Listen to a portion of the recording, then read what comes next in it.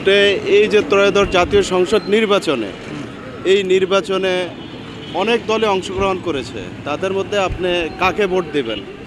আমি ইসলামী আন্দোলন বাংলাদেশ হাত পান খাবারকে ভোট দিব।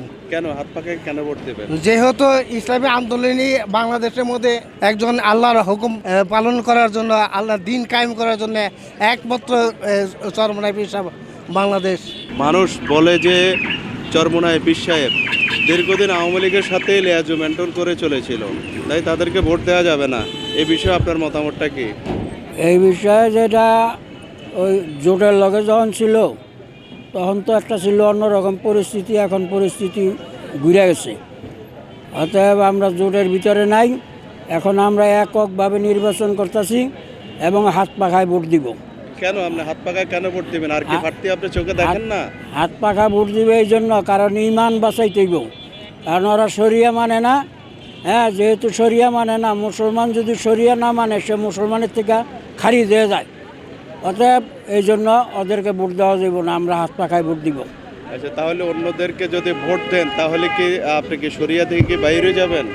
না, অন্যদেরকে তো আমরা ভোট দিব না, আমরা ভোট দিব হাত পাখায়।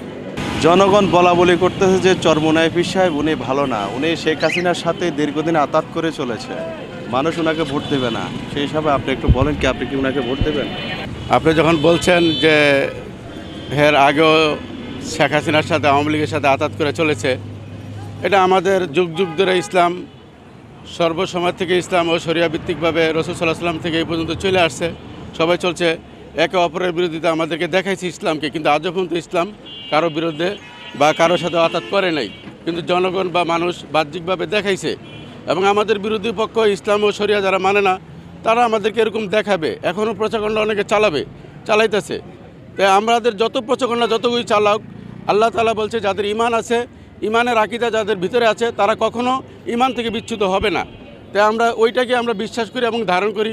চরমনাই পীর সাহেব হুজুর একজন ভালো লোক, তিনি আধ্যাত্মিক একজন নেতা। তার কাছে খারাপ মানুষও যেহেতু ভালো হয়, তা আমরা এই দিক দিয়ে খারাপ মানুষটা, যে লোকটা মসজিদে যাইতো না সেই লোকটা এখন মসজিদে যায়। তো সেই ভিত্তিতে আমরা তাকে অত্যন্ত অনুসরণ করি এবং অত্যন্ত ভালো মনের মানুষ হিসেবে জানি। সে যেটা সিদ্ধান্ত নিয়েছে অবশ্যই নিজের ব্যক্তিগতভাবে তিনি সিদ্ধান্ত নেন নাই, তিনি জাতীয় উম্মার চিন্তা করিয়া তিনি সিদ্ধান্ত নিয়েছে ভবিষ্যতে যাতে ইসলাম কোনো খারাপের প্রতিষ্ঠানে না যায়। দল বলে যে তাদেরকে ভোট দিলে জান্নাতের টিকিট পাওয়া যাবে, হাত পাকা একটা ইসলামিক দল, তাদেরকে ভোট দিলে কি জান্নাতের টিকিট পাবে বলে আপনি মনে করেন? জান্নাতের টিকিট, জান্নাত দেওয়ার একমাত্র মালিক হলো আল্লাহ, কোনো মানুষের হাতে জান্নাত না, আর কোনো নেতা নেত্রীর হাতেও জান্নাত নাই। জান্নাত দেওয়ার মালিক আল্লাহ। আমাদের নেতা পীর সাহেব চরমোনাই, উনি যেভাবে দিক নির্দেশনা আমাদেরকে দেন আর যে কথাগুলি বলেন, এটা ইসলাম এবং মুসলমানদের জন্য উপকারী এবং গঠনমূলক কথা বলেন। আমরা জানি যে ইসলামী আন্দোলন বাংলাদেশের ভিতরে একটা হক দল, এটাই হক মনে করে আমরা তাদের সাথে আছি, এই দলের সাথে আছি। আমারে অনেক মাসি প্রশ্ন করে, জিজ্ঞাসা করে যে আপনাকে হুজুর জোটে আসলো কেন? তো আসলে বিতর্কিত কথাটা কেউই অন্তরিক বলতে পারে নাই। হুজুর কেন আসছে? অনেকেই বলে যে সিটের জন্য হুজুরে আইসা পারছে। আরে হুজুর তো সিটের জন্য আসে নাই, হুজুর আসছে যেদিকে শুনছে হুজুরে, যেই দেশে যারা আমাদের সাথে হাতাহাতি করে আমাদের বলছিল তারা ইসলামী হুকুমত কায়েম করব, রাষ্ট্র পরিচালনা করবো ইসলামের পক্ষে, এখন তারা সেই কথা আর এই সময় আর বলে নাই। এরা বলছে যে যদি আল্লাহর হুকুমত আমরা যদি ক্ষমতা আসতে পারি তো আমরা ইসলামী হুকুমত কায়েম করব না, এবং কি তারা কোরআনের পথে তারা এই দেশে রাষ্ট্রীয় পরিচালনা করবে না।